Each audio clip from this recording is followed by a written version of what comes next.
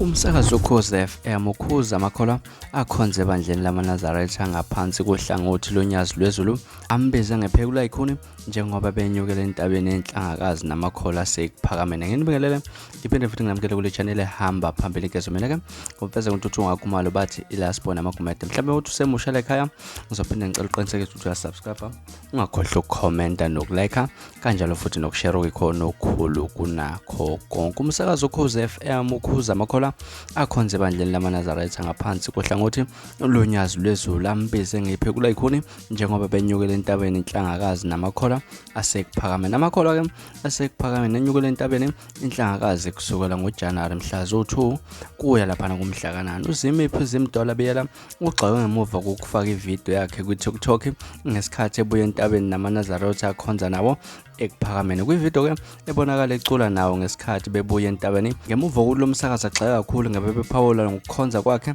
eKuphakameni. Uphinde ke wafaka enye ivideo akhala ngamakholwa ethi awakhombisa inhlobo ukukholwa kwawo lapha. Lokho kuzakala atshela abantu ukuthi udumele kakhulu ngemuva kokufunda izinkulumo zabazalwane abakhonza ebuhleni abebembiza ngehlubuka njengoba ekhonza eKuphakameni lapha. Utheke kuyamxaka ukuthi kungani lamakholwa ekholwa into awahlanganise naye ebandleni lawo lapha bese ke enaka amanye amakholwa akhonza uNkulunkulu ke yena ke njengoba ekhonza uNyazi kanjalo enasebuhleni lapha. Kodwa ke ukhonza eKuphakameni unezizathu zakhe lapha zokuthi kungani ekhonza khona eKuphakameni ngoba ke yena konke anakho kusukela ebantwaneni lapha nabazukulu abazali umndeni umsebenzi imali izimoto anazo imizi nokuphila enakho kanjalo lapha ukunikwa ushembe lapha akakunikwa nguNyazi unezizathu zakhe njengoba ekhonza ushembe waseKuphakameni lapha. Ubalo ukuthi unezizathu zakhe okuthe noma iningi lihamba lebuhleni yena wasala lapha eKuphakameni akazikhethelanga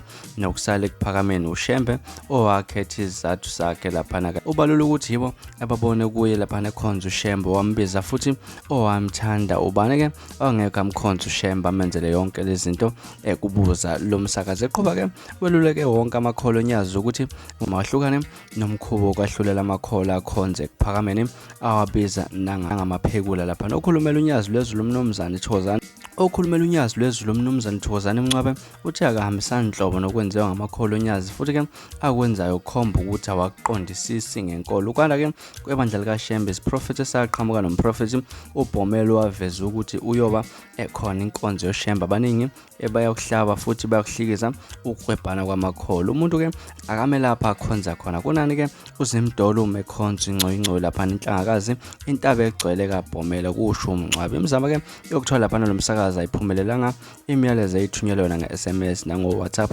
kuzowashaya isikhathi sokushicilela engayiphenduli lapha uZimiphi uzimdola ke Biyela. Mhlawumbe ke kuthi nokwakho ukuphawula ngalolu daba olithinda lentokazi okanye lo msakazi mhlawumbe ke sihlangane futhi comment section ongixoxela kabanzi ukuthi wena kuthi nokwakho ukuphawula ngalolu daba. Ngaloko ke ake siphinde futhi sihlangane kwenye ivideo elandelayo ngesikhathi esilandelayo. Ningakhohlwa ke ukusubscribe nokulike nokushare okuyikhona okukhulu kunakho konke bese futhi nangilandela ku Facebook @redenkezo. Nibe nosuku olumnandi ngithanda khona.